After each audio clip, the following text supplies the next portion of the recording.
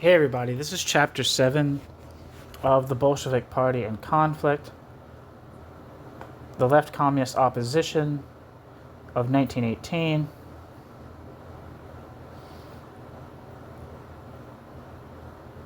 Chapter 7 is titled The Strength of the Left Communist Movement, Moscow, the Urals, and the Ukraine.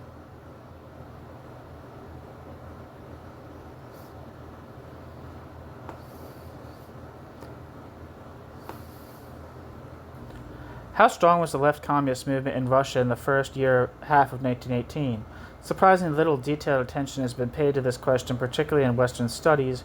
Admittedly, some generalizations have been put forward. For example, Leonard Shapiro remarked that in January and February of 1918, the left communists, quote, enjoyed considerable support in the rank and file, ... and, quote, while Stephen Cohen has gone even further, claiming that, quote, at the peak of their political strength against the peace treaty, the left communists represented an enthusiastic mass movement, probably a majority in the party, end quote.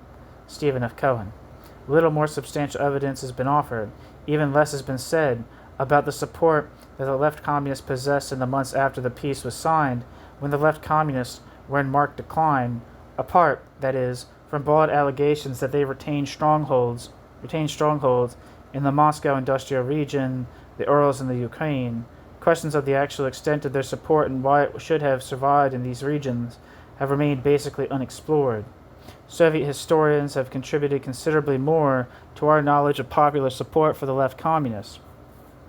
As we noted in the introduction, several of them have established in some detail that they won substantial support within the party and the Soviets across Russia in the period before the impact of the renewed German advance in mid-February made itself felt. Moreover, they have also made some progress in delineating the areas where the left communists continued to find some favor in the spring of 1918, although they too have not provided any convincing explanation as to why this was the case.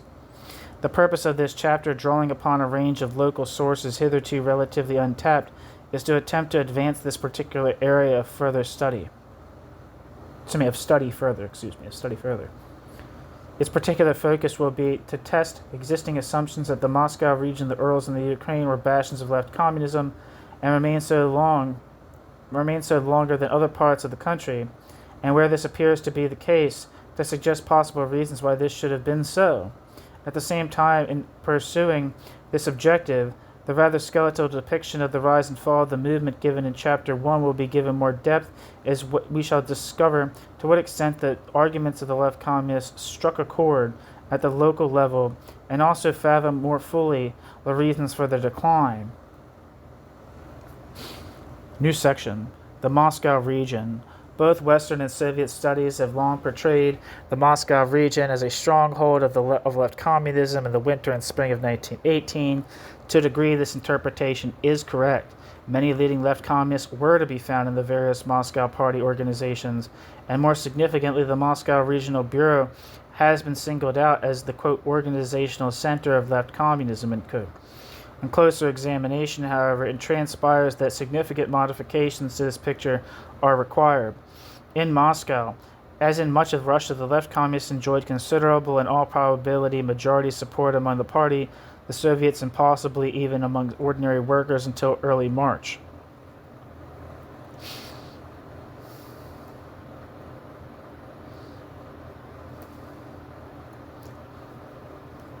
Then, after the Treaty of Brest-Litovsk was signed and ratified, they managed to retain control of the Moscow Okrug Committee for a brief period and of the Regional Bureau for rather longer, as well as mobilizing some support within several local organizations. Yet what is most striking is not the grassroots strength of the left communists, but their weakness. What distinguished Moscow, if anything, was that it remained one of the very few regions where they succeeded in retaining an organizational footing at all. But let us begin at the beginning. As we saw in Chapter 1, the resolution of the plenary session of the Regional Bureau of the 28th of December 1917 witnessed the emergence of the left communists as a sharply defined faction within the party. They quickly mobilized considerable rank-and-file support within the city. On the 11th of January 1918, a joint session of the Moscow City Committee and the Okrug Committee, with representatives of the Red Guard and the leading Bolshevik paper in the city, Sotsial Demokrat, in attendance, received Emelian Yaroslavsky's report on the hotly disputed question of a separate peace with Imperial Germany, with the active support of Gia Belenky, Timofey Sopronov, and Aaron Soltz. Yaroslavsky won the meeting over to oppose the continuation of the peace negotiations. 2 days later, a city party conference, confident of imminent revolution in Europe, overwhelmingly endorsed this policy, and with only 2 delegates voting against it and 2 abstaining.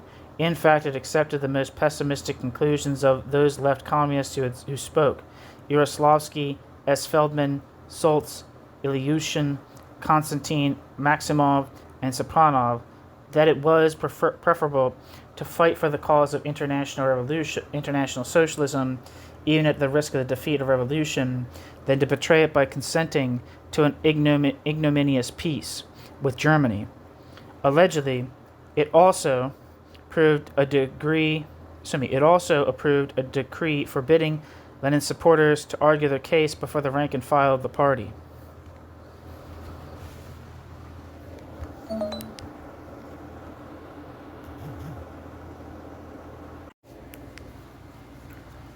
In the regional and city Soviets, a similar picture emerged.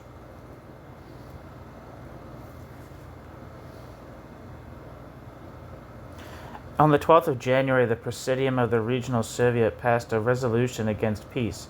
2 days later, the Executive Committee of the City Soviet accepted the resolution proposed by Maximov, who argued in typical left communist vein that revolutionary war alone could bring a truly democratic peace by promoting the victory of socialism within and without Russia. Even the breakdown of negotiations with Germany appeared to cause little immediate concern. Speaking before the Regional Soviet on the 30th of January, Grigory Usievich sanguinely insisted that there was no reason for any anxiety, as the growing revolutionary movement in Germany would foil any renewed attack against Russia. Within days, Usievich's prediction was shown to be utterly mistaken. However, even in the face of the rapid German advance, the leading party organs still denied the need to accept a separate peace. On the 20th of February, the City Committee restated its commitment to revolutionary war. Its stance was strongly endorsed when it met with representatives of the district organization on the 24th of February, and then by an almost 2/3 majority at the city conference held the following day. The Regional Bureau, too, remained implacably opposed to peace, passing on the 24th of February a resolution of no confidence in the Central Committee, which had just voted for its acceptance. On the 2nd of March, at an expanded session with delegates from many organizations in the region present, the Regional Bureau remained intransigent. Shtukov's derisive condemnation of Brest-Litovsk as a, quote, music piece, unquote, the inevitable consequence of which would drive the revolution from the path of socialism into a compromise with the aspirations of the petty bourgeois peasantry, won overwhelming support. Varvara Yakovleva, Vladimir Smirnov, and Shtukov himself were mandated to defend revolutionary war as the only possible salvation for Russia at the forthcoming Party Congress. Within the Okrug Committee, too, the left communists prevailed, but only after a fierce internal struggle at the end of February. The mood within the Soviets mirrored that of the leading party organs. For instance, at the end of February, the Executive Committee of the Regional Soviet adopted by a large majority the resolution proposed by Ian Ignatov. In it, he urged that the new, more punitive peace terms dictated by the Germans had to be rejected. If accepted, they would frustrate the future economic development of Russia and thus destroy any prospects of socialist construction within Russia. At lower levels in the city and region, attitudes appeared to be equally militant, at least until the beginning of March. Many of the district Soviets within the city unequivocally supported the Revolutionary War. On the 13th of January, the Presnya Soviet debated the issue. It concluded by adopting the resolution passed the day before by the Executive Committee of the City Soviet, denouncing separate peace with Germany as a fatal blow to socialism both in Russia and in West Europe. War had to be waged to help kindle the flames of revolution in Germany itself. The Soviets in the Alexeyevsko,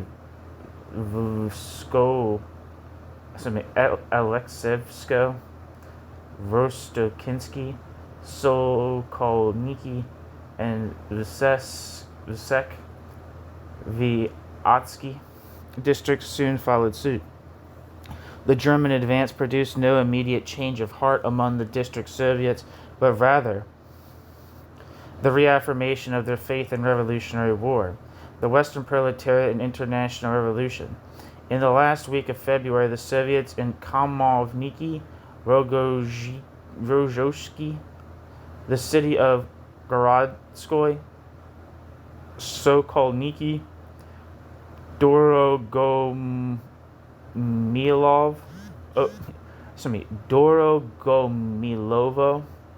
Basmani, Sushchevo, Marinsky,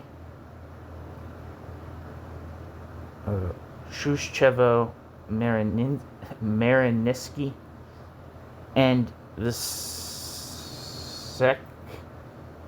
Vyatsky districts all resolved to fight on.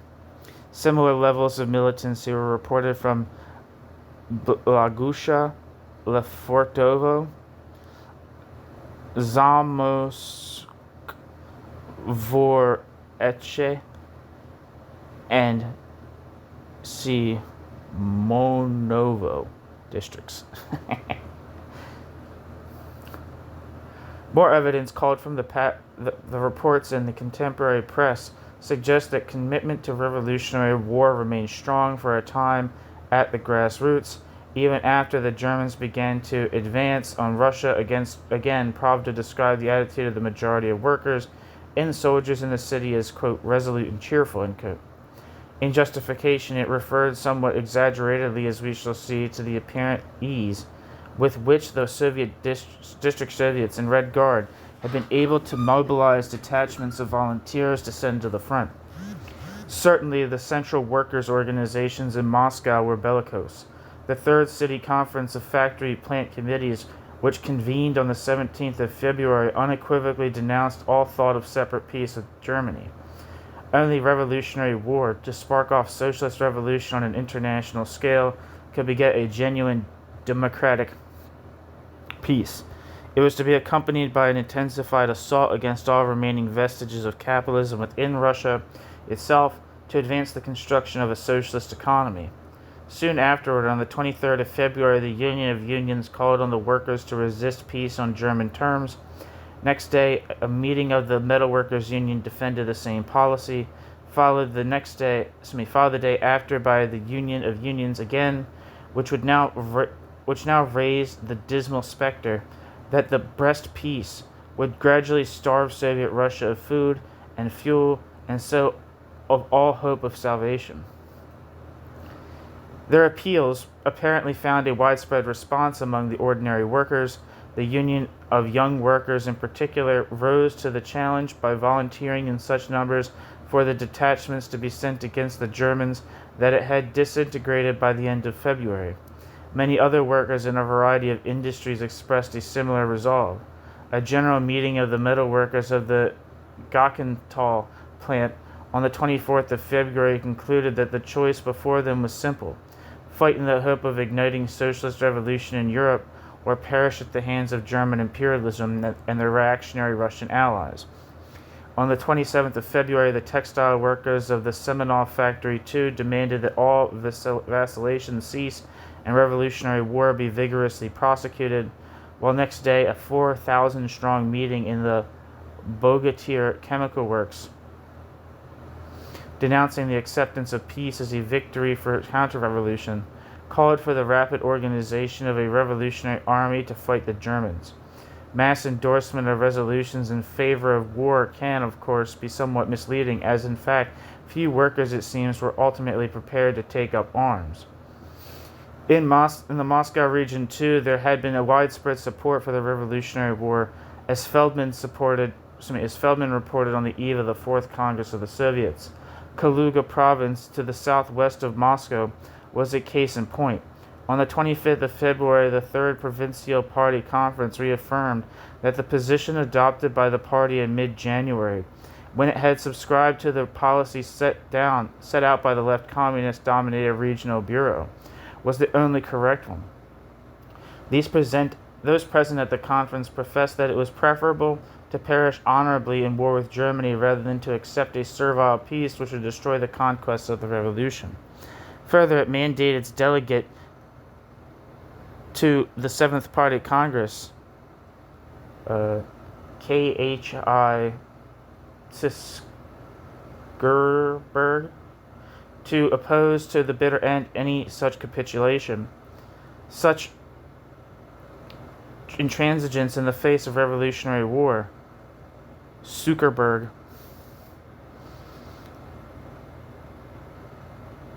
himself alleged, mirrored the attitudes not just of the party rank and file, but also of the majority of the population in the province. Lending some credibility to his assessment was the fact that the last Provincial Congress of Soviets to meet had committed itself to prosecute revolutionary war against world capitalism. In the northeast of Moscow and Vladimir province, clear divisions on the issue of war or peace existed. The delegate to the Seventh Party Congress from Alexandrov, M.S.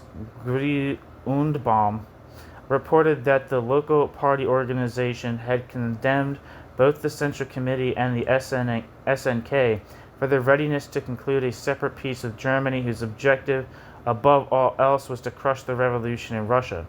Despite the renewed German attack, the local party organization remained convinced that the European proletariat would rise very soon to aid its beleaguered Russian comrades.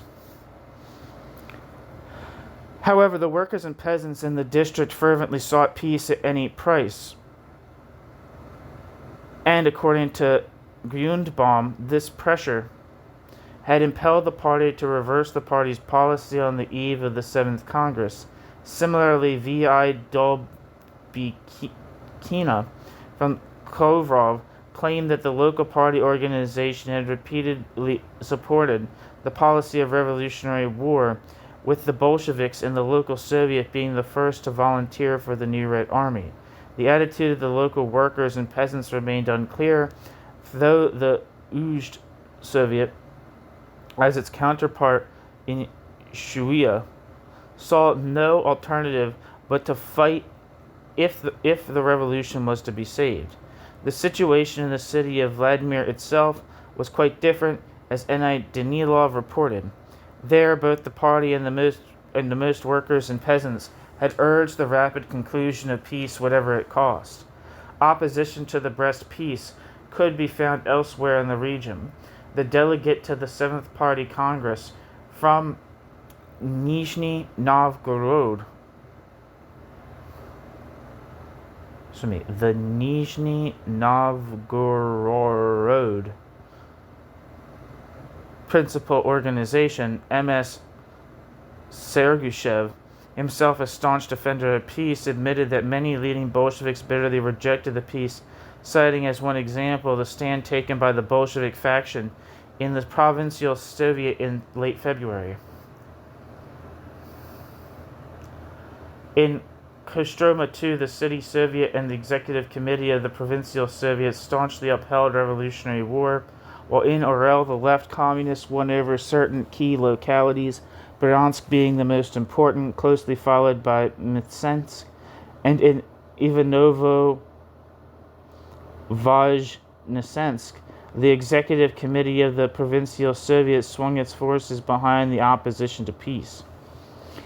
In provinces such as Yaroslavl, where there appears to have been but little enthusiasm for continuing the war, both within the leading provincial organizations and at the grassroots, the representative of the city party at the Seventh Party Congress, O.I.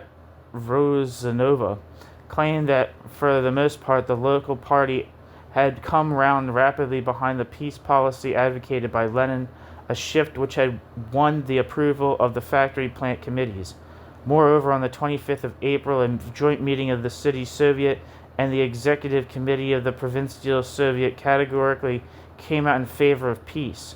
At lower levels across the province, the same configuration of forces was reported, with the noted exception of Rostov, where the local Soviet championed revolutionary war. Other provinces within the region, Voronezh, Tambov, and Smolensk, also soon shed any illusions about the feasibility of waging revolutionary war. In early March, disillusion with revolutionary war spread rapidly to encompass the majority of organizations which hitherto had firmly defended it. Moscow itself was a case in point. On the 3rd of March, heeding Grigory Zinoviev's arguments on the necessity of peace, the Soviet, with representatives of the factory plant committees, the trade unions, and the district Soviets in attendance, voted to accept peace. The continued opposition of the left communists, led by Pokrovsky and Usievich, who repeated that peace would be tantamount to the political and economic suffocation of the revolution, cut little ice despite the support of the Mensheviks and the left SRs present. Next day, the Economic Committee of the Provincial Soviet followed suit, while Sopronov and Sternberg continued to challenge the view that peace would allow Soviet Russia any real breathing space in which to rebuild Soviet Russia's strength for a future struggle. Even they were forced to admit that attitudes among the rank and file had shifted in favor of retreat. At best, the workers and peasants were split on the question of peace or war, with the majority wavering in their resolve to continue to fight. I. Minkov, the Okrug Committee delegate to the 7th Party Congress, and himself a left communist, confirmed this gloomy picture of grassroots sentiment in the province. Party activists and other conscious proletarians still supported revolutionary war, he claimed, but the masses who were, quote, not conscious, did not understand the gravity of the current situation and were becoming increasingly demoralized, were for peace at any price, end quote. The same transformation could be observed within the city party. On the 4th of March, apparently in response to rank-and-file pressure, the city committee voted by 10-7 to accept peace. That night, the city conference revealed the extent of the decline in left communist support.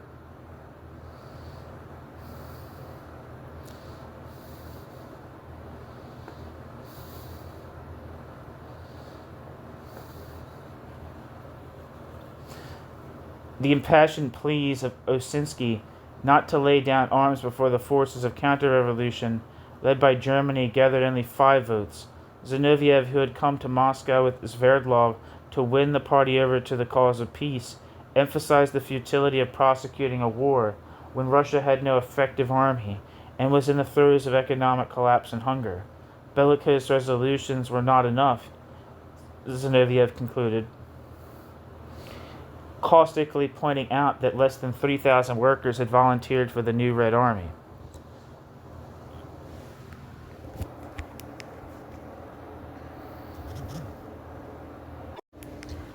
Disillusion with revolutionary war had also penetrated to the grassroots within the city. In comparison with the final days of February, early March witnessed few reports of enthusiasm for revolutionary war in the districts or among rank-and-file workers. Apparently, the last major report of support for war came from a 2,000-strong meeting of workers on the 3rd of March, the day the peace treaty was signed, organized by the Union of Unions and the Textile Workers Union, which called on the proletariat to rally behind Soviet power and defend the conquest of the revolution, whatever the cost. Support for the left communists also disintegrated rapidly in the region. Feldman reported that even those provinces, such as Vladimir, which had formerly possessed substantial enclaves of militancy, now witnessed an almost universal groundswell in favor of peace at any price. The same pattern was to be found in Nizhny Novgorod, where both party activists and ordinary workers and peasants now almost all endorsed peace, and in Kostroma, where a bitter rearguard action in favor of war, in this instance fought largely by the left SRs, came to naught.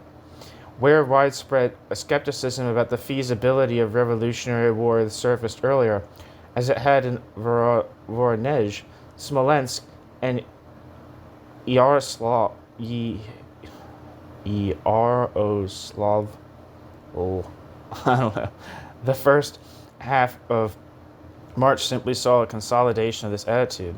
In Yaroslavl, for example, by the middle of the month, the Second Provincial Conference of Trade Unions and Factory Plant Committees overwhelmingly approved acceptance of peace, while numerous reports from the countryside indicated that the peasants bitterly opposed any continuation of the war. As we saw in Chapter 1, it is oversimplistic to explain the rapid dissolution of support for revolutionary war by referring to Leninist or Sverdlovian, quote, bludgeoning of the party or the Soviets. Admittedly, Sverdlov and Zinoviev did put the case for peace in Moscow itself, but they appeared to have won on the strength of their arguments. Beyond that, it remains doubtful if Lenin and Lenin's allies possessed sufficient able orators or manipulators to effect conversions on such a broad scale across the region.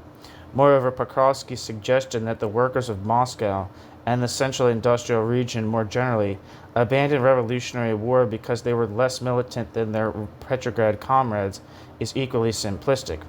On the contrary, Moscow did witness every sign of militancy amongst the party and ordinary workers in February, if a militancy that was not always translated into effective and sustained mass action, as Zinoviev had pointedly argued. What remains to be explained is the reason for this disparity between words and deeds. Part of the answer is given by Winsberg, a member of the volunteer detachment sent from Moscow, first to fight opponents of Bolshevism in the Ukraine, and then the Germans. Quote, the negotiations at Brest animated the workers and drove them to adopt a militant attitude. The majority did not approve of the position taken by the Soviet government and willingly volunteered to fight. Only later, when we discovered that what the real situation in fact was,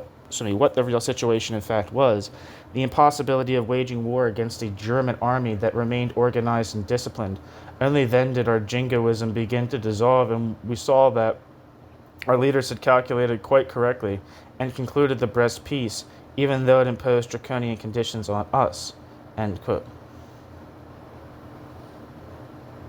Winsberg, a member of the volunteer detachment sent from Moscow. Growing realization that the German advance would be halted neither by revolutionary propaganda nor by the hastily assembled forces available to Soviet Russia appears to have had the same demoralizing impact throughout the region. There, too, economic disintegration, unemployment, food shortages, especially in the towns, and the exhaustion caused by these problems in the preceding 3.5 years of war meant that any surviving will to resist quickly crumbled in face of the apparently unstoppable German juggernaut. After the Seventh Party Congress, the left communists' decline in Moscow and the central industrial region accelerated at all levels. On the 10th of March, the Bolshevik fraction of the Third Regional Congress of Soviets conceded that given the relative economic and military strength of Germany and Russia, peace was vital. The breathing space so won must be used to consolidate the revolution and to prepare for the inevitable renewal of battle on an international scale.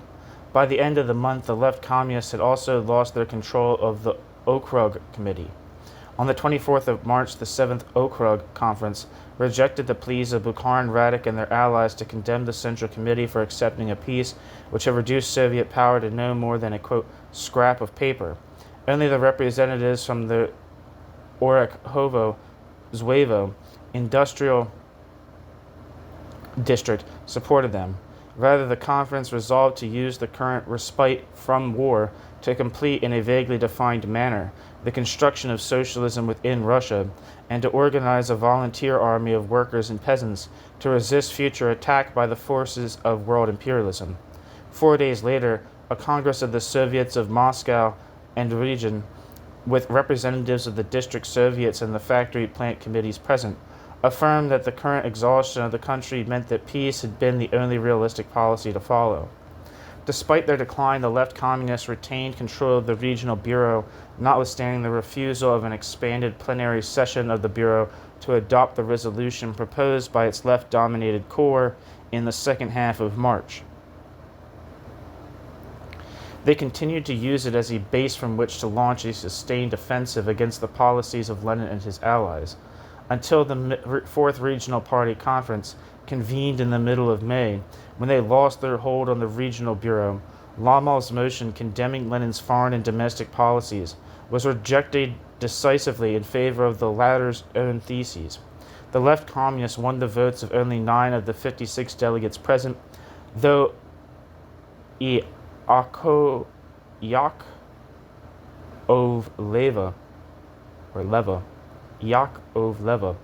disgustedly remarked that the extent of their defeat was in good measure the product of the packing of the conference with Lenin's supporters. In all probability, there was an element of truth in Yakovleva's charge, Jesus Christ. But it was by no means the sole or most important reason for their defeat. More to the point, the left communist domination of the Regional Bureau was not justified by the amount of rank-and-file support that they possessed in the spring of 1918. This support, indeed, had become very limited. In the city itself, a meeting of delegates from the various party cells that convened in April expressed a general sympathy for their critique of Lenin's domestic program. It called instead for the more consistent implementation of, quote, the principles of communism in the economy and in politics, unquote.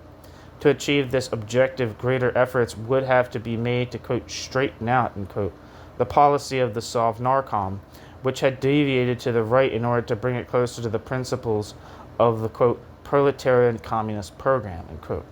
Later, on the 8th of May, a meeting of party activists from the districts of the city came close to endorsing a left communist resolution condemning the peace and the pernicious consequences that flowed from it.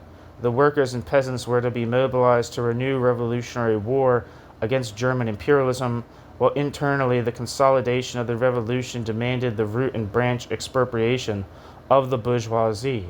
Sadly for the left communists, they narrowly failed to win a majority by a vote of 30 against 27. Yet several district organizations continued to provide them with some solace. In April and May, a significant, quote, group of Bukharinists, unquote, was active in Rogozhko Simonovo district, bitterly attacking the, quote, bankrupt central authorities for their isolation from the masses and their betrayal of the workers' revolution. Defying the directives of the city committee, it allegedly conducted a campaign of intimidation against the bourgeoisie and Old Spetsy, openly declaring that, quote, a deviation to the left was better than one to the right, unquote. Similarly, in early May, the party in the city, Gorodskoy district, passed a resolution which demanded, quote, straightening both the internal and external policies of the Sovnarkom and bringing them nearer to the principles of the proletarian communist program, end quote. On the 9th of May, the party committee in Basmany district, in joint session with representatives from various party cells and the Bolshevik fraction of the district Soviet, took much the same line. After protracted debate, Shtukov's report was endorsed, condemning the policy of concessions to foreign imperialists and the native bourgeoisie alike. It too advocated a return to, quote, proletarian communist, end quote, principles, calling for a renewal of war to defend the revolution, aid to the Ukrainian proletariat to rise against its German occupiers and their collaborators, and an end to all compromises with the bourgeoisie. Such support within the city, sparse as it was, also proved to be ephemeral. Lenin and Lenin's faction tightened their holds at the city conference of the 13th of May. Despite vitriolic attacks by Bukharin, Osinsky, Shtukov, and MP Ianyashev, who had the temerity to liken Lenin to the renegade Plekhanov and accused Lenin of creating a dictatorship within the party to match the dictatorship of finance capital that he was constructing within the country at large. Lenin's theses were approved by the overwhelming majority of 126 to 34. Next day, the Okrug Conference also endorsed Lenin's strategy, but by the bare majority of 13 to 12. At the same time, the Bolshevik fraction of the Soviet supported virtually unanimously the policy of the Sovnarkom. Subsequently, on the 16th of May, the left communists lost their control of the party organization in the city, Gorodskoy district. An open meeting of party members adopted the motion proposed by V.N. Podbelsky, approving the foreign and domestic policies of the Central Committee and Sovnarkom.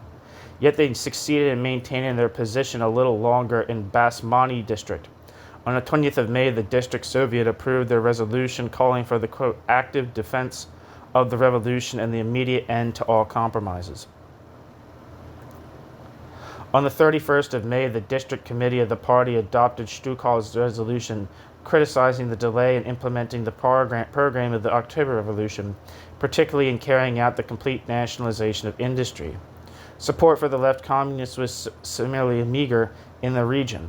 The left communists themselves could only find 3 instances to report. On the 28th of April, the city conference in Ivanovo-Voznesensk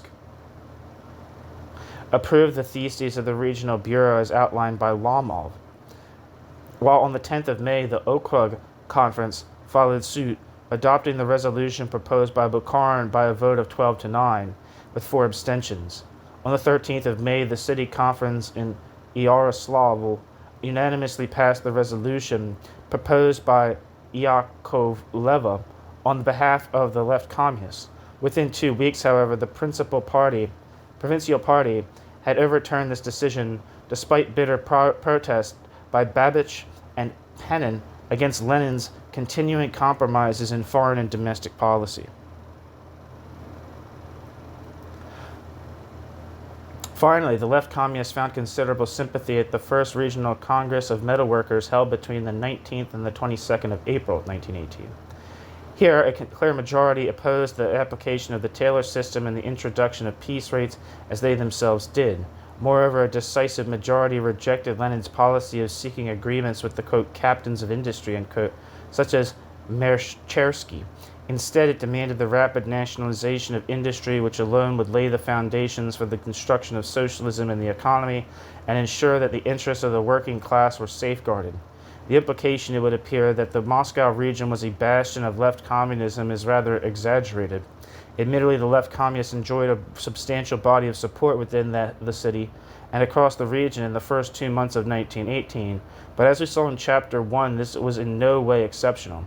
Thereafter, from early March, it again proved to be no exception.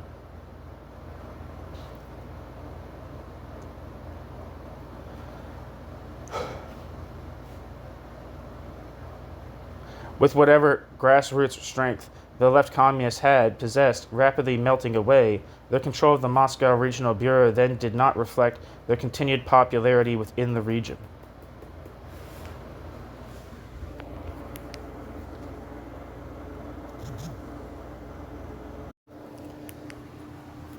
New section, the Urals. In the Urals, too, comprising the provinces of Orenburg, Perm, Ufa, Vyatka, the left communists appear to have won much support, especially in the winter of 1918.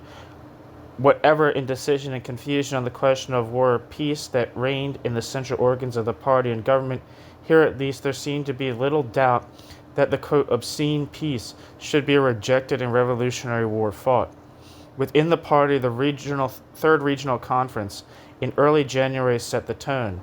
It categorically refused to consider a separate peace with Germany, which would bring nothing but the destruction of all the gains of the revolution.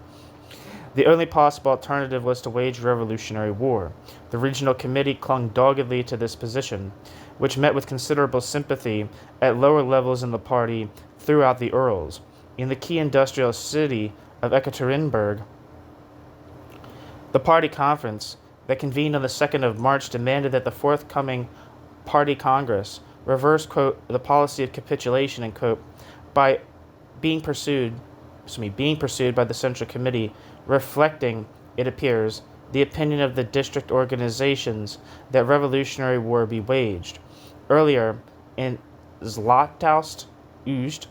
A party conference on the 25th of February had similarly protested bitterly against accepting annexation as peace and adopting the resolution critical of it proposed by Evgeny Preobrazhensky, who, with Nikolai Krestinsky and Georgy Safarov, directed the left communist movement in the Urals.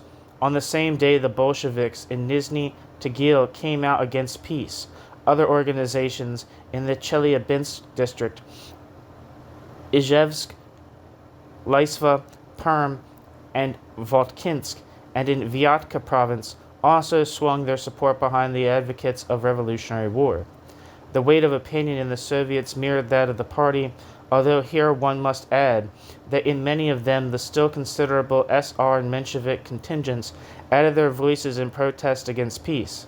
For example, in the provinces of Perm and Ufa, the left SRs then remained as strong as, if not stronger than, the Bolsheviks, while in Zlatoust and Nizhny Tagil, the Mensheviks and SRs in general equaled them. At the end of February, the Executive Committee of the Regional Soviet, in tune with the attitude of many lower-level Soviets, repudiated the separate peace with Germany. For instance, on the 23rd of February, the Ufa Soviet had urged mobilization in defense of the revolution against the threat posed by German imperialism, a position it reaffirmed on the 2nd of March. Similarly, on the 25th of February, a joint session of the Provincial and City Soviet in Perm condemned peace as tantamount to, quote, the suicide of Soviet power, end quote. At the same time, it would betray the European proletariat, first of all in the Baltic provinces, which in effect would be sentenced to brutal domination by the Germans. An honorable death in battle was to be preferred to the shameful compromise of the ideals of international socialism. Other local Soviets followed suit. On the 26th of February, the Troitsk Soviet rejected peace and with apparent equanimity was prepared to surrender most of the Western Russia if that was the price of waging revolutionary war. On the 27th of February, a conference of Soviets in Zlatoust Ujed adopted a similar resolution. On the 28th of February, the Nizhny Tagil Soviet likewise denounced peace. On the same day, the Soviets in the Simsky mining district assembled and demanded that the Sovnarkom abandon its policy of peace in favor of one of revolutionary war. The Soviets in Sterlitamak, Marinsk, Okansk, Nadezhinsk, Chelyabinsk, Nevyansk, Revda, Lysva, Sysert, Tobolsk, and Shadrinsk also came out against peace. Finally, the Provincial Soviet in Vyatka too argued that peace on German terms would be suicidal and began to mobilize detachments to wage a partisan war. The views of ordinary workers and peasants in the Urals as elsewhere in Russia are difficult to ascertain with a desirable degree of certainty. Nevertheless, the existing evidence suggests that amongst them too there was much sympathy for the opponents of separate peace. Certainly, a series of meetings in the factories and plants of Ufa at the beginning of March reportedly supported the decision of the Soviet to mobilize to fight the Germans. The Perm Soviet also claimed that it had the backing of the majority of workers in the city for revolutionary war. In the Simsky mining district, the trades unions and plant committees rallied behind the policy of revolutionary war, as did meetings in the Simsky plant itself on the 1st of March and in the Asha Balashevsky plant on the 3rd of March. Moreover, V.A. Shumailov, present at the 7th Party Congress of the delegates, as the delegate of the Votkinsk and Izhevsk organization, claimed that the majority of the 60,000 workers in the region were resolute in their readiness to wage a revolutionary war, for all their uncertainty as to whether it would be successful or not. Finally, so great was the antipathy of the workers of the Zlatoust plant to peace that they struck in protest at its conclusion, although in this case the Mensheviks and SRs, not the left communists, are credited with responsibility for inciting such opposition.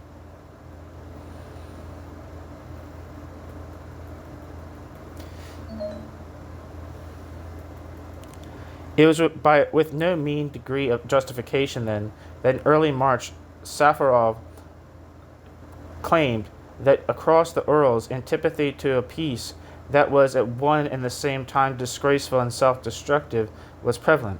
Defending the resolution of the Regional Committee of the party, unanimously endorsed by an extraordinary meeting of the Urals, Sovnarkom, the Executive Committee of the Ekaterinburg Soviets, the Regional Union of Metal Workers, and the Ekaterinburg Committee at the end of February, he demanded that the Brest-Litovsk Treaty be annulled. Revolutionary war in the form of a class-based partisan war against the forces of international imperialism remained vital to advance the cause of world revolution, itself the sole guarantee of the salvation of revolution in Russia.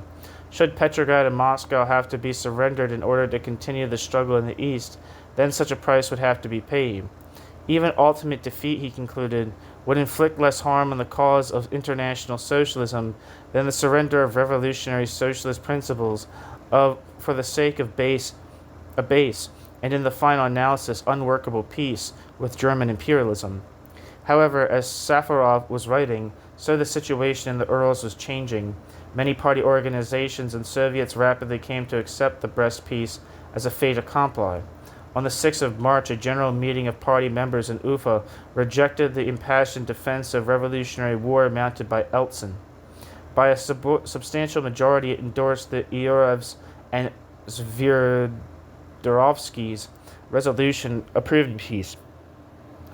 In the circumstances, a general economic chaos and exhaustion, and of the lack of any effective army, it agreed that peace had been the only realistic policy to pursue, to win a respite during which the revolution could consolidate itself internally and consequently be able to give real assistance to the European proletariat when it rose in the future. Several other organizations in Beloretsk, Kotelnitch, and Satka too had come around to support peace before the Seventh Party Congress convened. Once begun, the rot spread rapidly.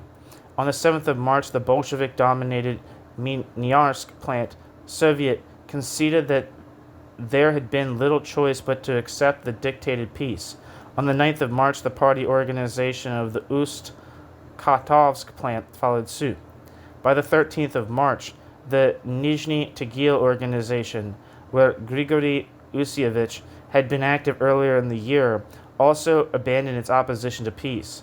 In the face of growing economic ruin, it conceded that a breathing space of any sort was vital if the revolution was to survive. On the 23rd of March, the Alapevsk organization accepted that peace had been achievable, to be followed the next day by the Bolsheviks of Chelyabinsk. Party organizations are in Orenburg, Kushva, Krasnufimsk, Verkhna, Ufalai,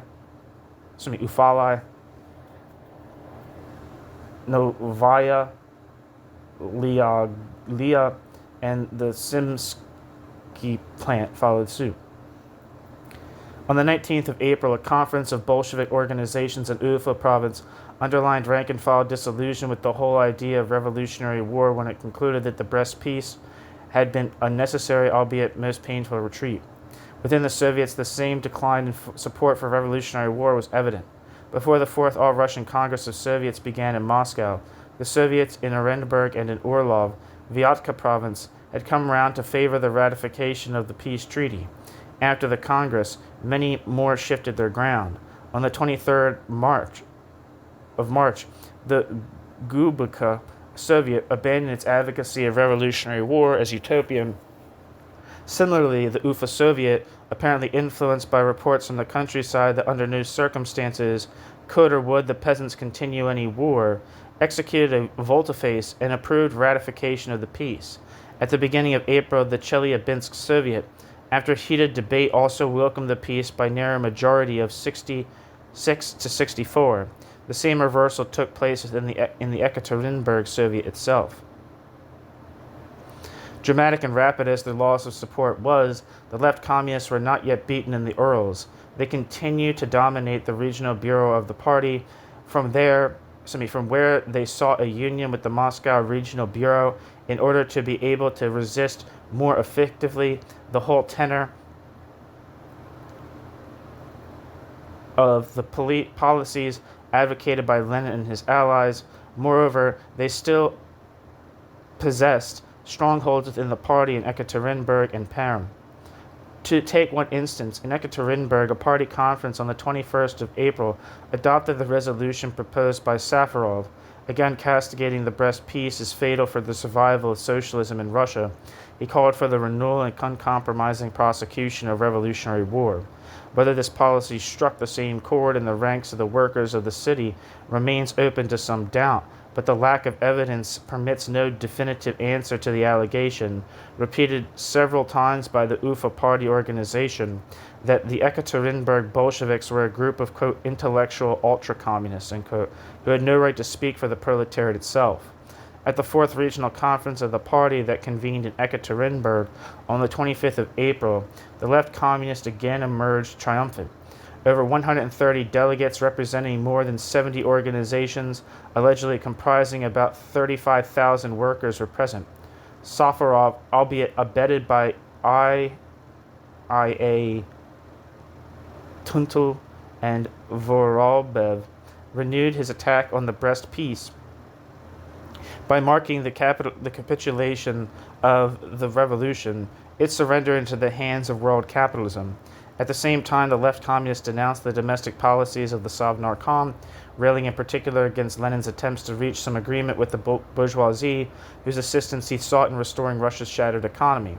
If implemented, such a policy would stimulate the construction of a genuine socialist economy, which they continued to assert could be built only by the initiative of the proletariat from the grassroots up.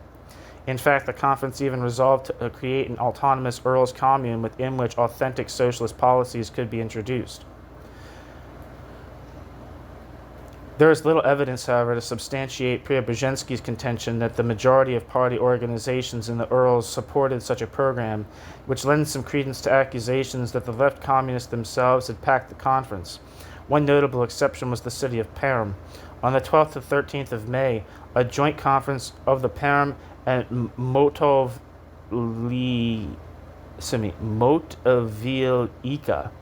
organizations assembled with Gabriel Myasnikov in the van of the left's campaign. After fiery speeches by Borchaninov and Myasnikov himself condemning the Brest Peace for its failure to provide any real breathing space and for the retreats from socialist policies that flowed from it, a resolution in support of the regional conference's decisions was adopted by a vote of 30 to 20. But this case appears to have been an isolated instance, as the majority of party organizations in the Urals, those already mentioned, as well as organizations in Zlatoust, Sizert, Orenburg province, and the Zyomsky district in Perm itself, and the Balashov and Nyeza Petrov plants, rallied behind the policies of Lenin and the Central Committee.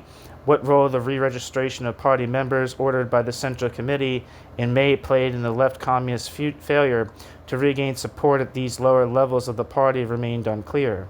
What is more certain is that many organizations saw this process as an integral part of the struggle to restore party unity, in which the left communist followers presumably suffered.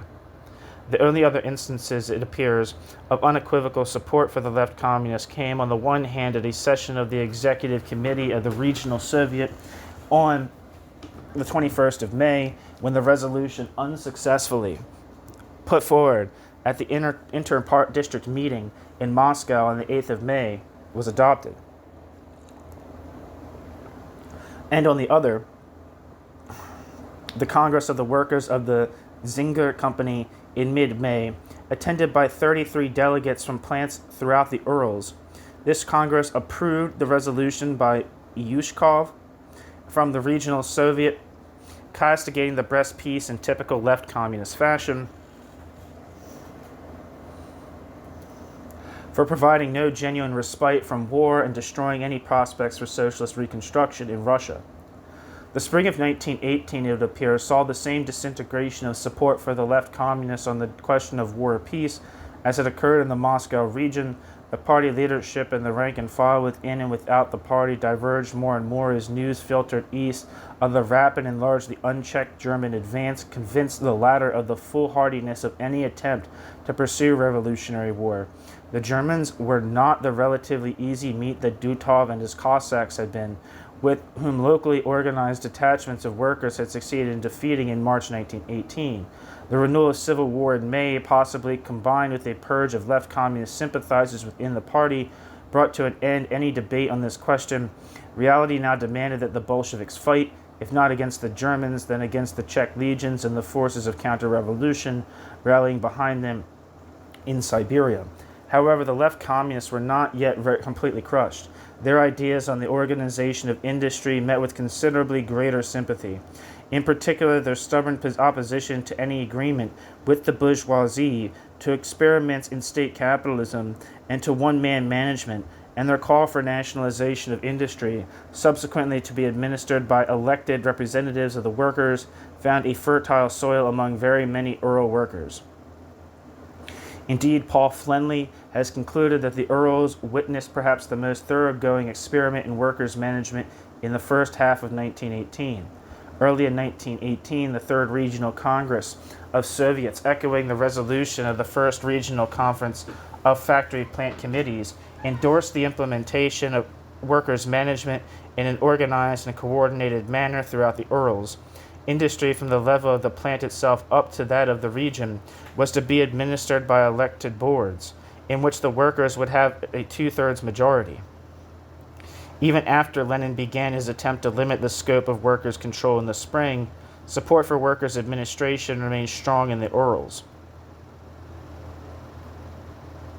In mid-May, the Second Regional Congress on the Administration of the Nationalized Enterprises firmly defended such a system, contending that it alone could prevent the reemergence of a self-seeking, quote, administrative aristocracy, and quote, at the plant level.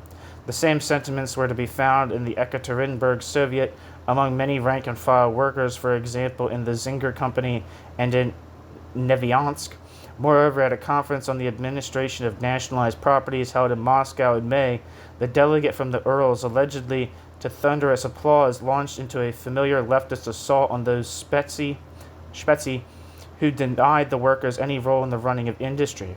Finally, in late May at the First Congress of Councils of the National Economy, the delegates from the Urals, the V.A. Andronikov,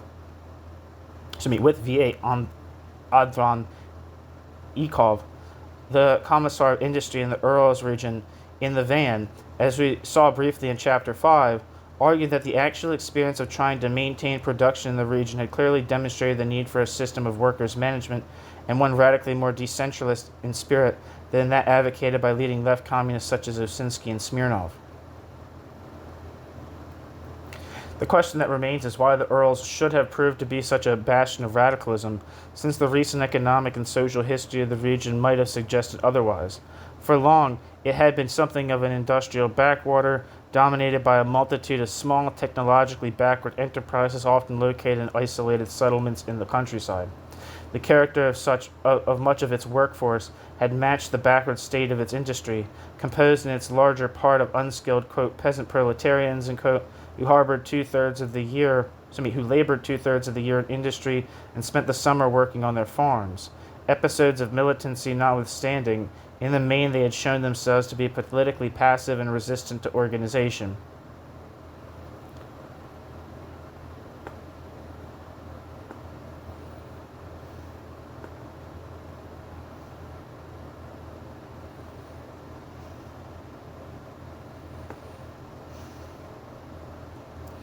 The expansion of the rail network in the Urals after 1908, however, was followed by an influx of investment which saw the founding of new enterprises as well as the concentration of existing production in modernized plants to meet the competition of the rapidly developing Donetsk Basin.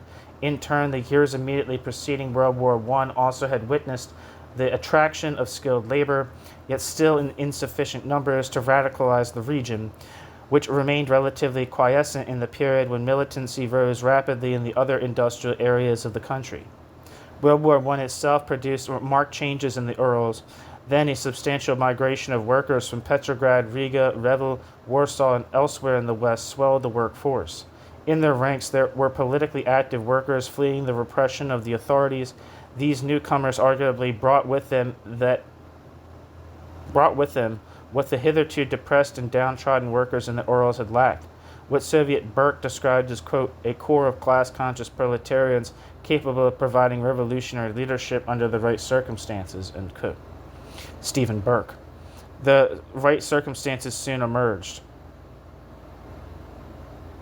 Inflation well in the excess of wage rises, a marked deterioration in the working conditions, and the heavy-handed suppression of all protests provided the bases for a wave of strikes in the first half of 1916. By the winter of 1916 to 1917, food and fuel shortages had exacerbated an already inflammable situation, although as yet this had not been translated into a mass influx into Bolshevik ranks. These developments, however, were not peculiar to the Urals, and in themselves are sufficient to account for the broad support for extreme left economic policies evident in 1918. What also must be taken into account, as Preobrazhensky claimed, were the particular experiences of many Urals workers in 1917 and early 1918, experiences which radicalized them and drove them to support economic strategies similar to those of the left communists.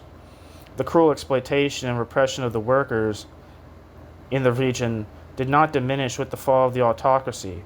Even the provisional government conceded that economically the position of the workers, quote, had become more parlous in the Urals, than in other regions of the state, end quote. All attempts to improve conditions, for example, by the introduction of workers' control, faced bitter opposition.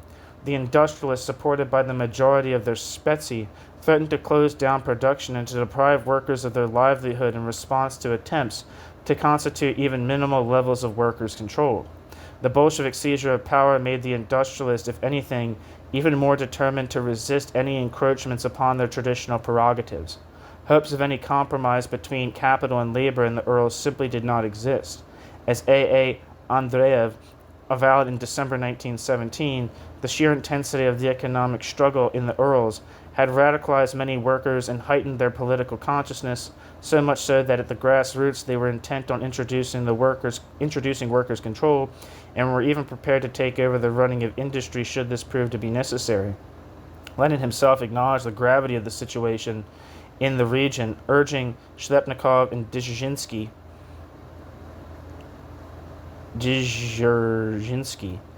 I can never say that guy's name, Iron Felix,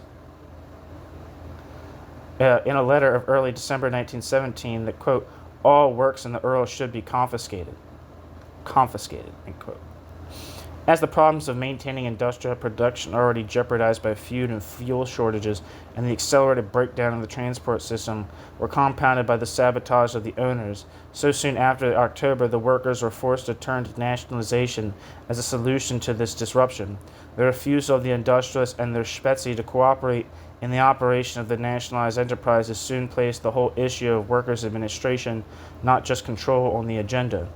In these circumstances, the left communist program for the reconstruction of industry on socialist principles coincided in large part with the actual experience of many Urals workers. For them, the former call for the widespread nationalization of industry and its administration by elected workers' councils seemed neither outrageously radical nor impractical. Rather, it accurately reflected what had increasingly been seen to be the only feasible strategy to keep the factories and plants working and the proletariat employed. New section, the Ukraine.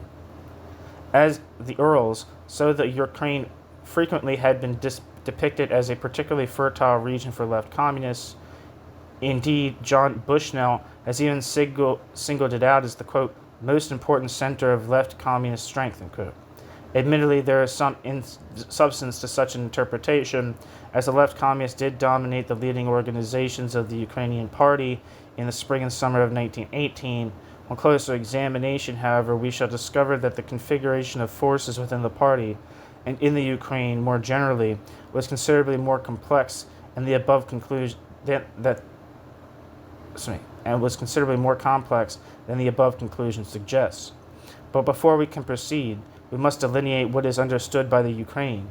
In 1917 and 1918, the Ukraine had no universally accepted boundaries, as the Right SR M.A. Likach remarked at the Fourth All-Russian Congress of Soviets. Then, apparently the very name, according to Richard Pipes, quote, was used loosely to denote the region in the southwestern part of the Russian Empire, end quote. At its narrowest, it was taken to include the 5 provinces of Kiev, Podolia, Volhynia, Poltava, and Chernigov, while the Rada envisaged it encompassing 9 or even 12 provinces, the above plus Kharkov, Ekaterinoslav, Kherson, and Taurida, inclusive of the Crimea and the Ukrainian populated parts of Kursk, Kholm, and Voronezh. The principle is complicated further by the fact that the Bolsheviks in the Ukraine, broadly defined, were not united in a single organization. Since July 1917, 2 major organizations had existed, one centered on Kiev and embraced the provinces of Podolia, Volhynia, Chernigov, and Poltava. The other encompassed the more industrial and proletariat and demographically more Russian provinces of Kharkov, Ekaterinoslav, including the, quote, Ruhr of the Ukraine, the Donetsk Basin. This disunity was compounded by the refusal of the Odessa Bolsheviks to unite with the Kiev organization after the October Revolution, as the formerly autonomous organizations of Nikolaev and Poltava had done, while the Bolsheviks and their left SR allies in Taurida set up an independent Soviet republic. The fundamental division between the Kievan organization on the right bank, west of the Dnieper, and the left bank was consolidated early in 1918 when the Bolshevik-dominated Fourth Congress of the Soviets of the Donetsk Krivoy Rog region established its own separate Soviet republic. It did so seemingly to escape any contamination flowing from the peasant-dominated right bank, which it feared might dampen the revolutionary struggle for the Donetsk proletariat. Despite these complexities, the logic of the following discussion, as we shall see, warrants adopting a broad definition of the Ukraine.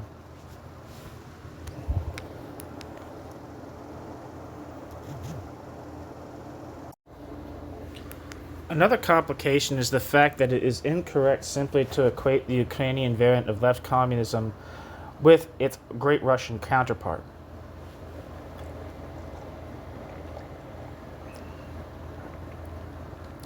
Admittedly, some of the, quote, most extreme supporters of left communism of the all-Russian species, end quote,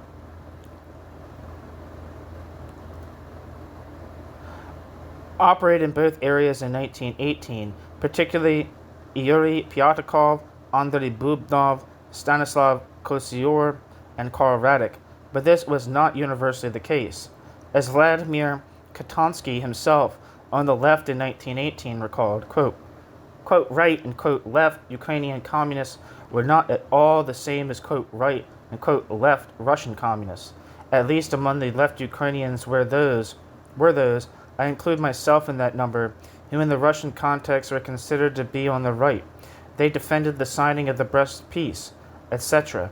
Among the, quote, right Ukrainians, far from all of them, especially the rank and file, were to the right to the same overtly opportunist extent as Comrade Epstein or Yakovlev, end quote. Vladimir Zatansky. One reason for this divergence, Zatansky suggested, was the question of peace. Some Bolsheviks in the Ukraine agreed that Soviet Russia had but little choice to accept the Brest Peace, yet insisted that the same policy was not at all appropriate for the Ukraine, given the quite different political conjuncture there.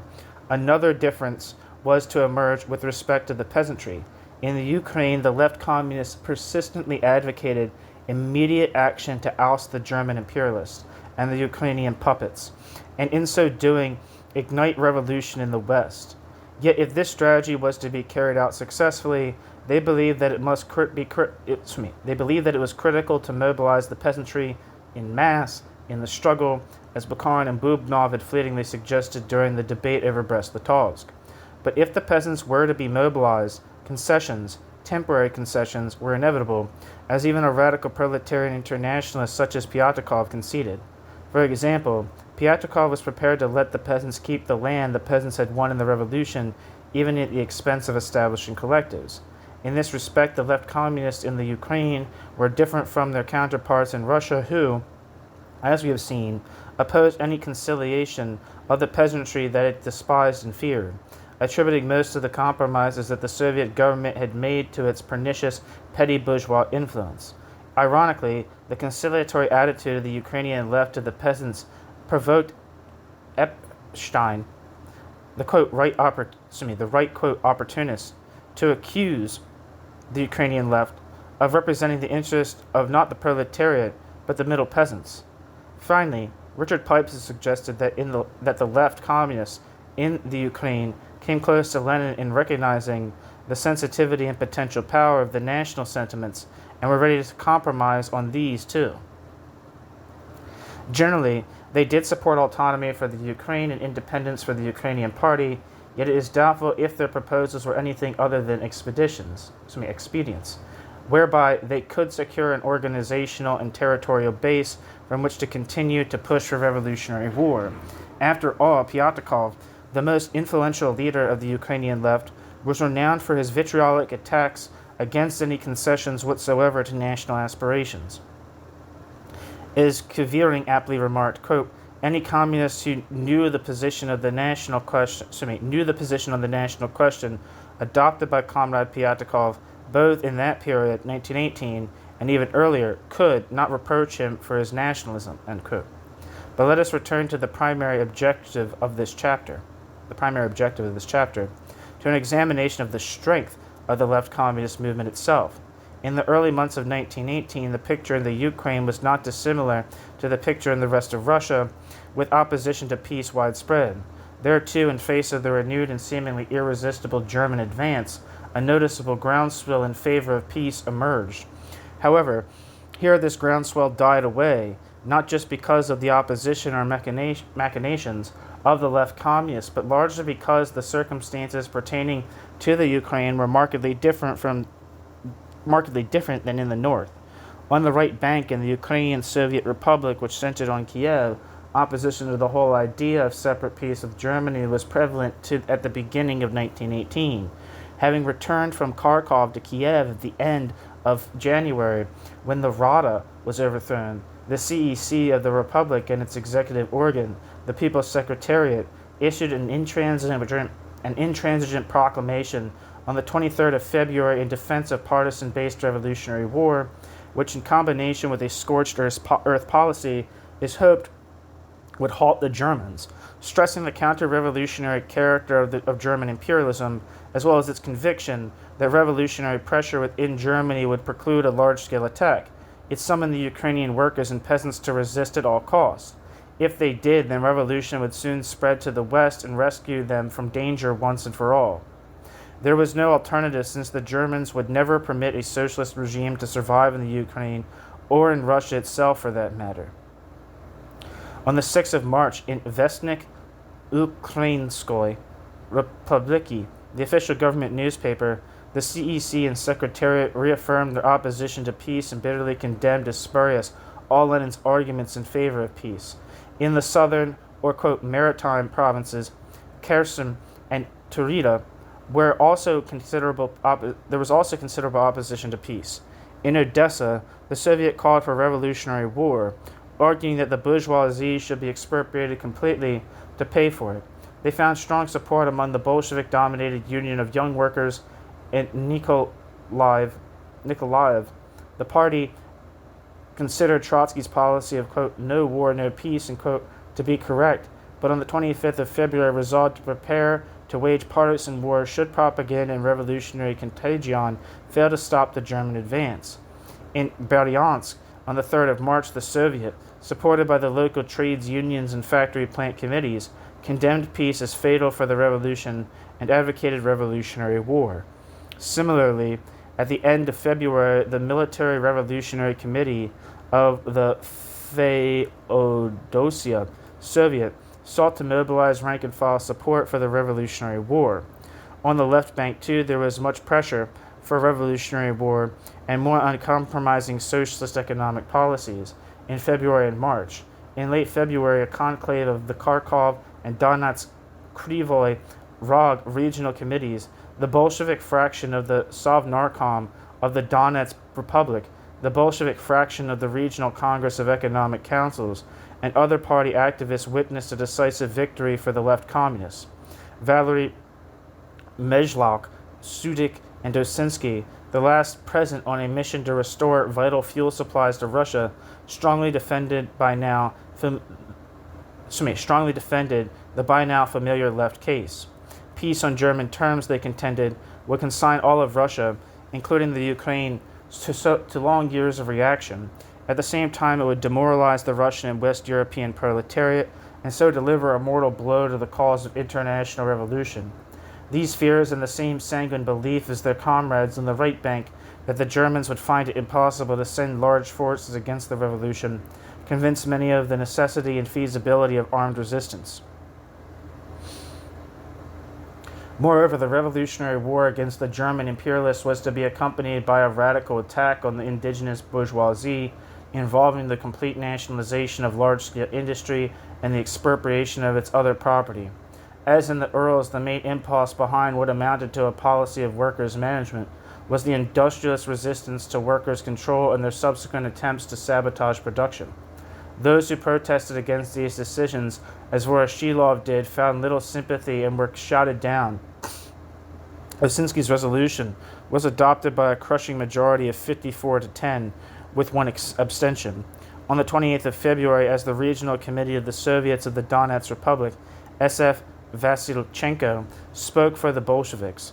He reiterated the left communist arguments that peace would be tantamount to the suicide of the revolution and would douse the growing flames of revolution in the West. His call for partisan war was accepted by a majority of 4. Later, on the 6th of March, the Sovnarkom of the Donetsk Republic issued a proclamation very much in the same spirit above the signatures of Vasilchenko, Mezhlak, and Rukimovich, summoning the workers, soldiers, poor peasants, and even Cossacks to fight. It was sufficiently realistic to accept the revolutionary war. That revolutionary war might end in defeat, but there was no choice in the matter. It hastened to add, as the Brest Peace itself would destroy the revolution. Important industrial centers and lower-level party organizations endorsed this policy. In the largest industrial city of the Ukraine, Kharkov, a mass meeting held in the People's Hall on the 27th of February to commemorate the first anniversary of the revolution denied that a real democratic peace was possible with Germany. War to defend the revolution and extend it to the rest of Europe was the only way forward. At the same time, it too called for more radical socialist policies within the country, including the, quote, comprehensive nationalization of production, end quote, and the expropriation of the personal property of the bourgeoisie. In Ekaterinslav, too, on the 26th of February, the Soviet, with representatives from the soldiers' committees, the factory plant committees, and the trades unions in attendance, unequivocally condemned peace, arguing it would convert Russia into nothing more than a colonial appendage of Germany. The only way to avert this fate was to fight, both the Germans and their Ukrainian, quote, Junker allies. The same attitude was to be found in the well-organized Gorlovo, Shcherbinsk industrial region, where a party conference on the 24th of February adopted the resolution proposed by the left communists S.A. Gruzman. The district committee reaffirmed its commitment to revolutionary war on the 28th of February, while at the 7th Party Congress, the delegate from the district, V.F.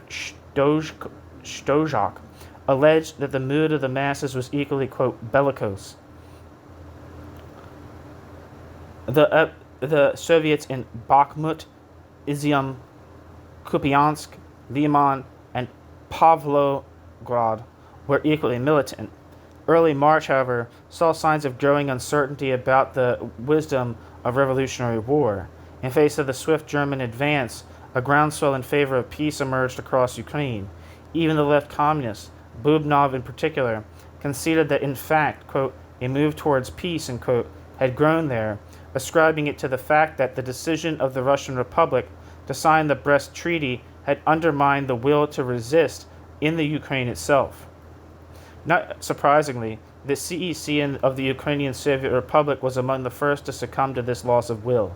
Compelled by the advancing Germans to flee from Kiev at the end of February and Poltava, on the 8th of March, it abandoned its opposition to peace. It mandated its delegates to the Fourth All-Russian Congress of Soviets to accept that the Russian Republic had no choice but to ratify the peace treaty if it was to preserve itself as a base from which to aid world revolution in the future. Even more, it was now prepared on behalf of the Ukraine to endorse the peace concluded between the Rada and the Central Powers on the 9th of February, provided that the latter did not intervene in internal Ukrainian affairs. In other words, provided they did not assist the Rada in its efforts to overturn Soviet power. Doubts also emerged in Taurida about the sense of revolutionary war very soon after the Germans renewed their attack. In Sevastopol, on the 21st of February, the Party Committee, and later, on the 25th of February, the Soviet acknowledged that Russia had been correct to accept peace, given its manifest inability to mount any effective resistance. Implicit in this admission was their own preparedness to do the same. Indeed, as late as the 22nd of March, the Sovnarkom of the Taurida Republic, in apparent contradiction then to attitudes across the province, continued to advocate peace, not revolutionary war.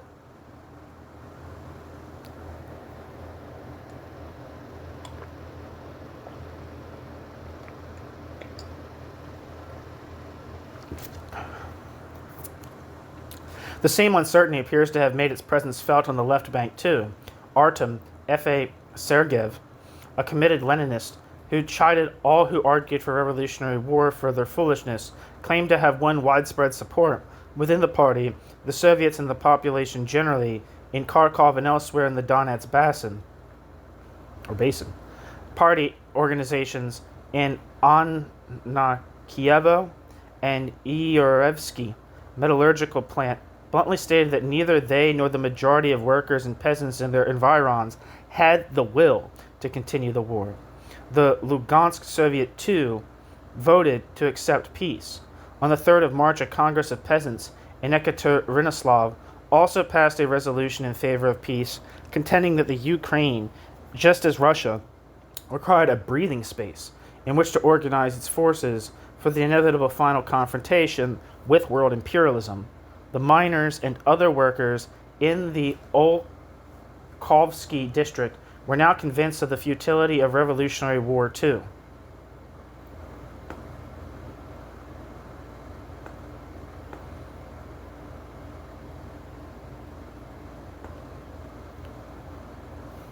Indeed, the advocates of peace appeared to have won an even more significant victory at Ekaterinslav on the 5th of March. Then a meeting of the city committee with delegates from the districts, the Bolshevik fraction of the Soviet, and representatives of the factory plant committees present, conceded that the Russian Republic had no alternative but to accept the Brest Peace and so gain the respite it needed to consolidate itself and rebuild its strength. Significantly, however, it added that what was true for Russia was now necessarily so for the Ukraine, where Soviet power had been given no breathing space by the German imperialists and their Ukrainian allies. The crucial difference dictated that there was no choice but to continue to wage revolutionary war, accompanied, of course, by more radical socialist policies directed against the indigenous bourgeoisie. Indeed, the continued German advance best accounts for the transient character of the movement in favor of peace in the Ukraine in the spring of 1918. It also was at the heart of the heated debates that took place at the Second Ukrainian Congress of Soviets that convened in the still Soviet-held city of Ekaterinslav on the 17th of March. Many delegates who gathered there mirrored the attitudes of their counterparts at the All-Russian Congress, and with no little passion defended the policy of revolutionary war, allegedly professing that, quote, "we shall die or we shall emerge victorious," end quote. Although their protests against peace were finally rejected by the Congress, they represented a still substantial and reviving current of opinion in the Ukraine. Moreover, on the left bank, Artem's success in winning converts to Lenin's policy of peace appears to have been incomplete and but short-lived. On the 11th of March, the Sovnarkom of the Donetsk Republic, supported by the regional committee of the party, again came out unequivocally in support of revolutionary war. On the 28th of March, it repeated that there was no alternative if the conquests of the revolution were to be saved. At the same time, it resolved to liquidate rapidly any vestiges of capitalism remaining within the republic and to introduce universal labor conscription. At lower levels of similar hardening, a resolve to stand against the Germans could be observed. On the 19th of March, the Bolsheviks and the Kharkov Soviet repeated that the continuing offensive by the forces of counter-revolution, foreign and native, meant that the only possible policy to pursue was one of revolutionary war against the, quote, armed white guards of international imperialism, end quote. Equally, measures to socialize the economy were also to be introduced immediately, amounting predictably to the nationalization of all sizable industrial enterprises and the confiscation of the personal property of the bourgeoisie. A 7,000-strong meeting of the workers of the General Electric Company's plant in the city endorsed this policy of, quote, merciless revolutionary war, end quote. On the 24th of March, while the post and telegraph workers of the city and its environs concluded that there was no option left but to fight capitalism at the front or in the rear. In Lebanon and Mariupol, the party, apparently with the support of many workers, also agreed that circumstances dictated that the only path before them was to fight to defend the revolution against its external and internal enemies. In the South, too, there was a comparable rise in militancy. The German advance dispelled all illusions about the possibility of it gaining any breathing space and generated risings, albeit ultimately unsuccessful ones, in Odessa, Kherson, and Nikolaev. In Taurida, the situation was much the same. Alexakis, chairman of the Sevastopol Soviet and himself an advocate of revolutionary war, admitted that in late February and early March there had been growing pressure from the grassroots to accept peace as a tactical expedient. The growing realization that this policy had brought no respite led to the revival of pressure in favor of revolutionary war. On the 30th of March, the Bolsheviks in Sevastopol resolved to fight the Germans, quote, to the last drop of their blood, end quote, and with the aid of the left SRs began to arm partisan detachments. On the 10th of April, the Military Revolutionary Committee of the Taurida Republic took up the mantle of revolutionary war again. Finally, the CEC of the now defunct Ukrainian Soviet Republic changed tack yet again. On the 19th of April, it abandoned all hopes of accommodation or compromise with the Germans and instead called anew for mass worker and peasant insurrection against Rada and its German imperialist masters. Across the Ukraine, therefore, the grim warnings of the left communists that there could be no breathing space from the crushing tentacles of German imperialism were vindicated in practice. Driven by a desperate need for grain, the Germans ruthlessly swept through the Ukraine, restoring behind them puppet regimes. First, the Rada, soon to be replaced by the Hetmanate of Skoropadsky, when the former was deemed to be insufficiently compliant, with whose aid they sought to ensure the flow of supplies back to Germany. The reactionary nature of these regimes soon became clear. The working day was lengthened, wages were reduced, requisitioning of the peasants' grain was introduced, and in places, the land gained by the peasants was returned to its former owners. All thoughts of possible agreement with the Germans soon vanished, and the movement in favor of peace disappeared. Opposition mounted and became manifest in a series of risings in the towns and countryside. Here at least, left communists and SR calls for partisan war fell in fertile soil, but with no lasting success as the sheer weight of German forces crushed all such resistance. Yet despite this renewed preparedness to wage revolutionary war, the idea that the Ukraine remained a hotbed of left communism is simplistic. Admittedly, the leadership of the embryonic Communist Party of the Ukraine, which fled to Moscow in late April, was firmly in left communist hands. It was, however, largely isolated from and far from wholly reflective of the real state of affairs in the Ukraine itself in the later spring and summer of 1918. The collapse of Soviet power in the Ukraine in March and April, and the persisting fragmentation of the party, led the surviving Bolsheviks to convene a conference in Taganrog on the 19th and the 20th of April. Present were representatives of the now deposed CEC, as well as activists from Kiev, Kharkov, Ekaterinslav, Poltava, Chernigov, Kherson, and the Donetsk Basin. 69 in all. Its main objective was to create one united organization for the Ukraine, which would be able to better direct Bolshevik activities in the region. The conference itself, for long, has been seen as a clear-cut victory for the left communists. Certainly, by a vote of 35 to 21, the resolution in favor of the creation of an independent Ukrainian Communist Party was adopted, a decision which led Kivering and others on the right to fear that they would dominate the new party and use it for clearly factional ends. Moreover, the Organization Bureau, Org Bureau, elected by the conference to take responsibility for convening a congress of this new independent party, was almost totally left communist in composition, comprising Bubnov, I.A. B. Gamarnik, Zatonsky, Kos-Yor, I.M. Kreisberg, Isakov, and Pyatakov, with the centrist Skripnik, the sole exception. But in fact, the conference was not an unqualified triumph for the left communists. Pyatakov's theses calling for an immediate mass rising by the Ukrainian proletariat and peasantry against German imperialism were rejected. Such a rising, Pyatakov argued, would act as the spark to the international revolution and to help to salvage Soviet power in the Russian Republic itself as well as the Ukraine. Instead, the theses proposed by Skripnik, the Brest communist, as Pyatakov sardonically described him, were adopted by a narrow margin. In them, he insisted that an immediate attempt to oust the Germans was premature and predicated the very success of any such policy on the prior outbreak of revolution in the West.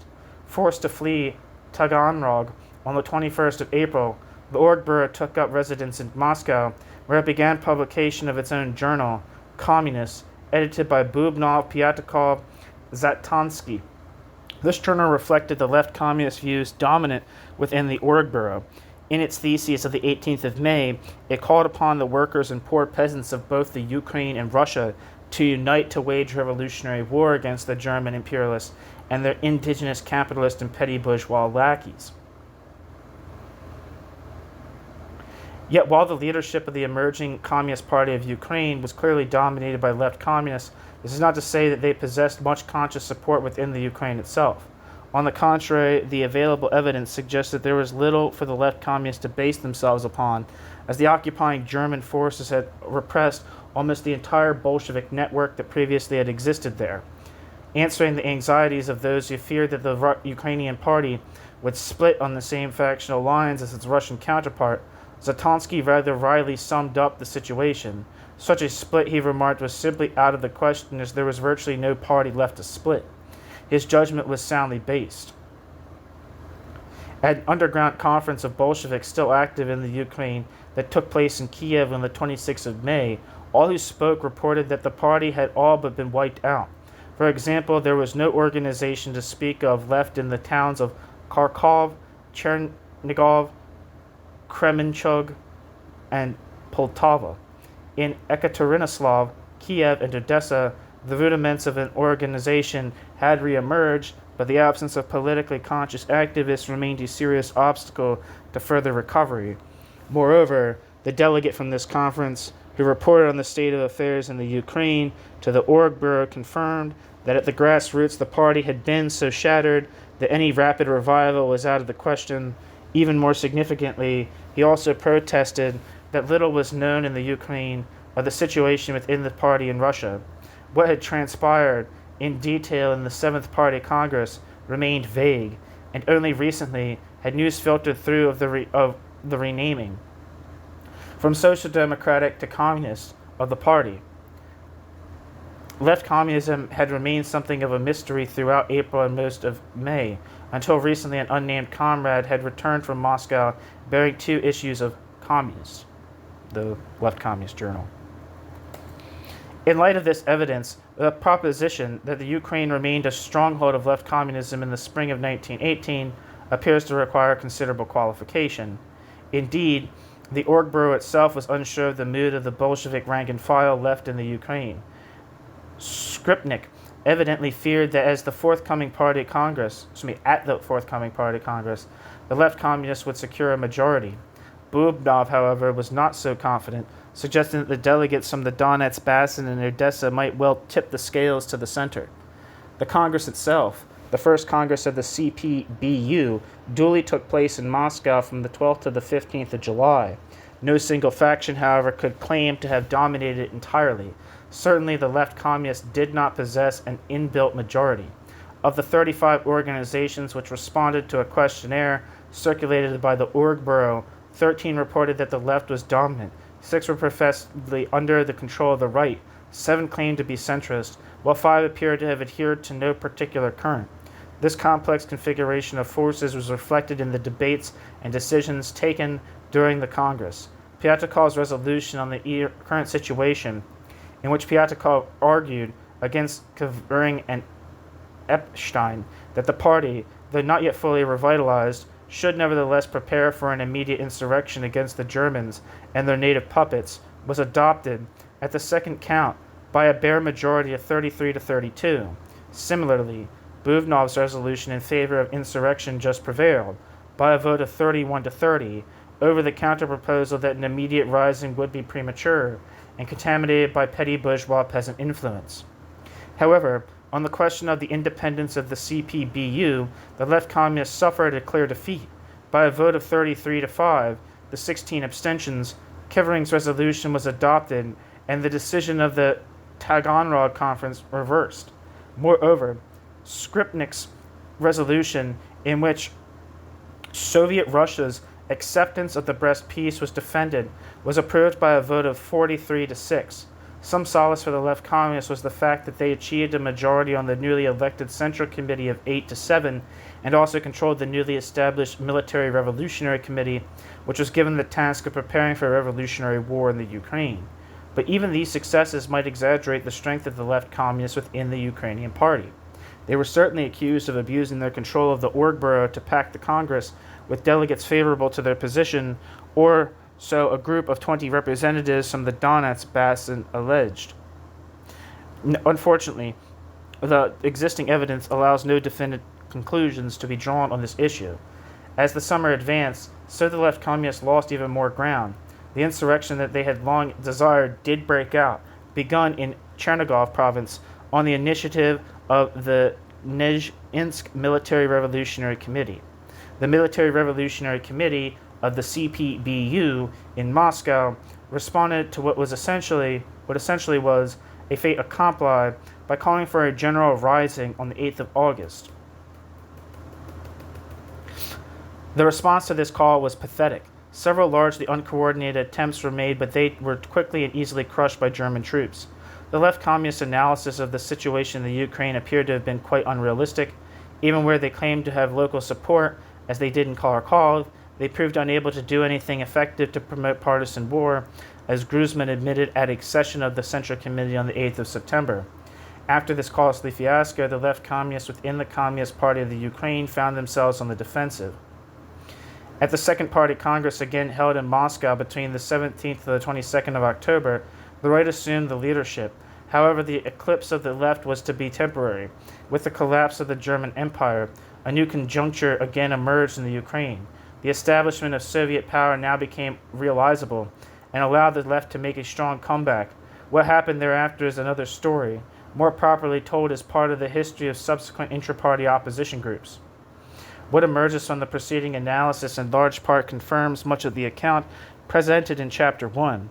Support for the left communist call for revolutionary war was widespread in the first 2 months of 1918, but with the notable exception of the Ukraine, rapidly disintegrated thereafter in the face of the apparently omnipotent German military machine. Moreover, in the spring it also appears that the left communists won relatively little support for their own program for the transition to socialism. However, in this respect the Urals remained an exception, where the question of workers' management continued to be an issue on which their views struck a responsive chord. Here, the experiences of much of the organized workforce belied Lenin's hopes of any compromise with the industrialists to restore production. On the contrary, the left communist pleas for the extension of workers' participation in the administration of industry alone seemed to offer any hope of economic survival. Finally, the case of the Ukraine adds an additional complexity. There, the question of war or peace remained alive in the spring simply because of the continuing German advance and de facto occupation of the region. The left communist contention that peace with German imperialism was impossible seemed to be vindicated in full here. Yet the strategy which they advocated as vital to the pursuit of revolutionary war in the Ukraine contradicted the stance of their Russian counterparts with respect to the peasantry. The latter refused to have any truck with peasant aspirations, viewing them as incompatible with the pursuit of socialist policies. Yet in the Ukraine they were prepared to compromise with the peasants if that was the price to be paid for their mobilization against the Germans. Their subsequent actions suggest that this was no more than a short-term expedient, but it certainly cast doubts on any attempt to depict left communism in 1918 as a uniform, coherent doctrine applicable in a unilinear manner across the old Russian Empire. The view from the center did not necessarily correspond to the view from the provinces. It's the end of the chapter. Thank you so much for listening.